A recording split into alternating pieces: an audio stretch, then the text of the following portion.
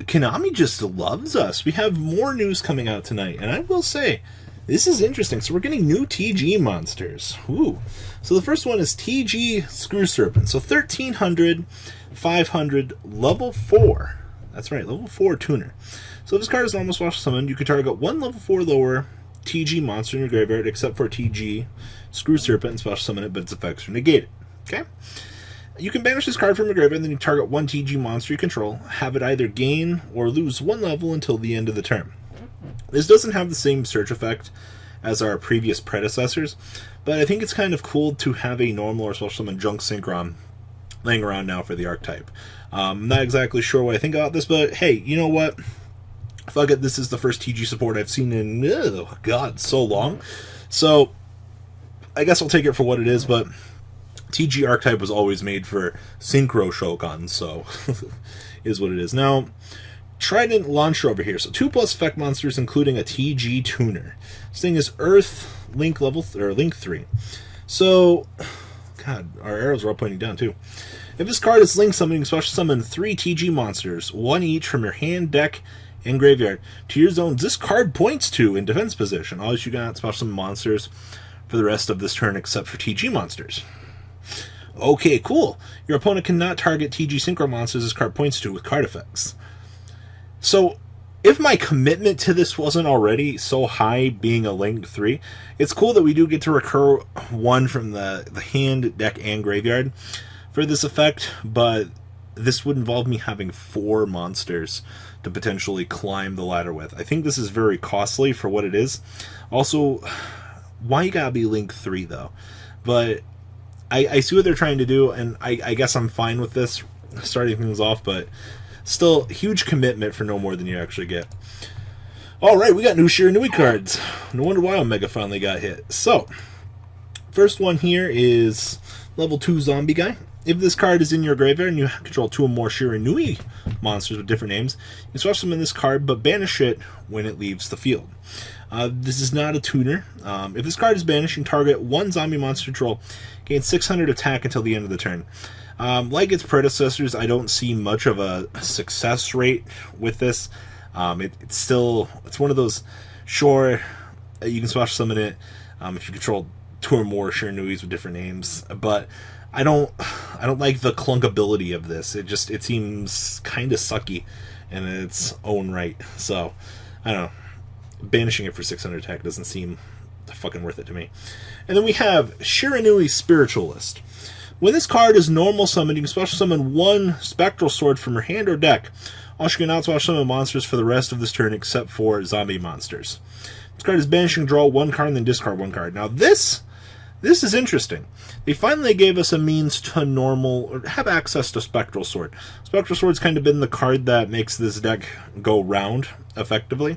Also, the fact that when it's banished, you can draw a card and discard 1 card to set up for their combo. I purely see this card as a card that's going to be used as a combo extender for some of the other decks. I don't think it's particularly good. Don't get the wrong idea here, but access to Spectral Sword, but on the downside, you can only use zombie monsters. Konami's trying to clean up this archetype. They made shit too generic the first fucking time through, so they're cleaning this shit up, which I'm fine with in the long run. This is what they should have done in the fucking first place for this archetype. Alright, Shiranui Spirit Saga. Okay. So, 1 tuner plus 1 or more non-tuner. Oh boy, it's generic. Once per turn, you can banish 1 monster from your graveyard or face up from your field, and then apply one of the following effects in sequence, depending on the kind of card it was. So if it's a zombie monster, all monsters you control gain 300 attack. So you can apply 1 or more of these effects. Okay, so I was making sure we do get one. Okay, so zombie type, all your monsters get 300 attack and defense. Fire attribute, you can destroy 1 spell trap card on the field. If you banished a Synchro Fire zombie, you get all these effects. And the Synchro monster, you destroy 1 monster on the field. Sure, this is cute. I mean, once again, we're really trying out here on this Shiranui support. Shiranui Splendid Saga. Ooh. So it's 2+ zombie monsters. Okay. Synchro monsters cannot be destroyed by card effect. Did I mention that this is a Link 3 and I'm already crying myself to sleep at how costly this dedication is going to be for this? Fire monsters you control cannot be destroyed by battle, okay? During your opponent's turn quick effect, you can target one of your banished zombie synchro monsters, splash summon it to your zone this card points to. I like that effect. That one's cute. Outside of that, I mean, still, Link 3 commitment. Too damn hard to do sometimes, Konami. Shiranui Story Saga.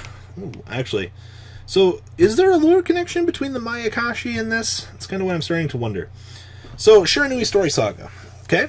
Only activate one card with this card's name once per turn. So if your opponent controls a monster, you can discard one zombie, special summon one Shiranui monster with a different name from your deck or graveyard. Also, you can special summon monsters for the rest of his turn except for zombie monsters. This is good. I like this. We now have a means to discard a zombie and special summon a Shiranui.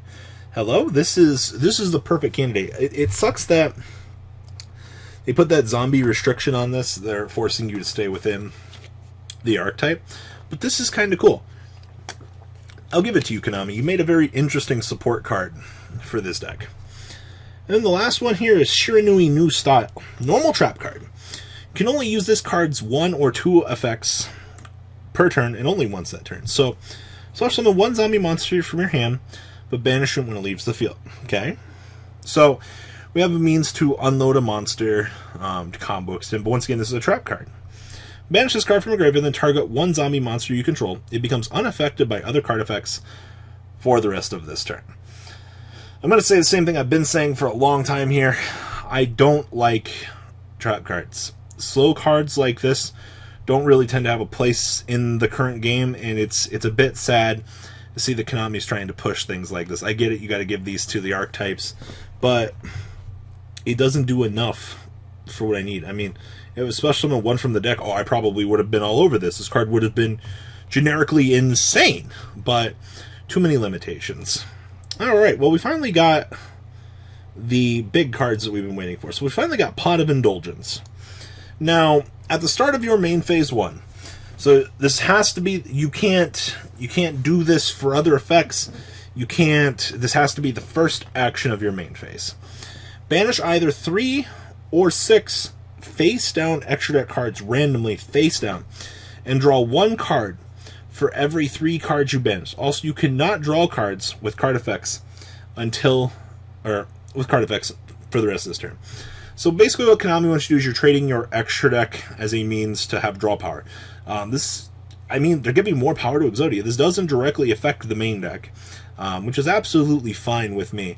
But it's randomly from the extra deck. If a deck focuses on the extra deck, I could see something like True Draco trying to play this.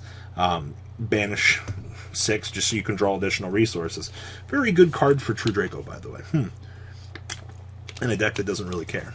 So, now, next up we have Dark Factory of Increased Production. Okay? So, this is continuous. Okay. So, continuous trap card. Send one monster from your hand or field to the graveyard to draw 1 card. So, as a draw card, this isn't terrible. The fact that it's continuous and it's once per turn is kind of bad, but if you start getting into maybe a deck that can generate fucking tokens would probably be the best way to take advantage of this.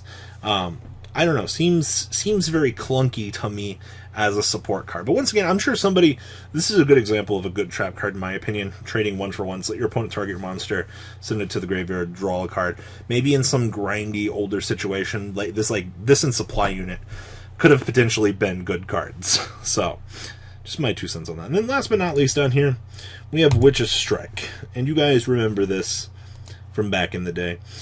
So, if your opponent negated the normal summon or special summon a monster, or if your opponent negated the activation of a card effect.